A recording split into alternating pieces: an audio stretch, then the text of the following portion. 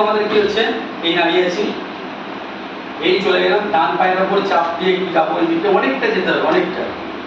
এই চলে গেলাম 1, হাতের দিকে দেখো, তারপর এই আসবে প্রথমে 2, 3 তে টেনে নিলাম, তারপর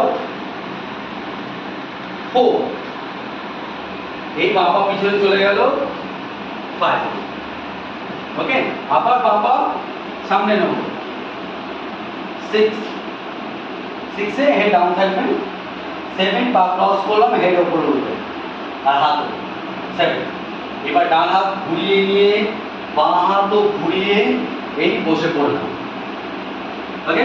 বসে পড়ার পর 1 গেলাম, 2 এসে আগে উপর দিকে তাকাবো, ঠিক এইভাবে, ওকে। আবার একবার যাব, আবার এই আসবো, আসার পর 1 যাব, 2 আসবো,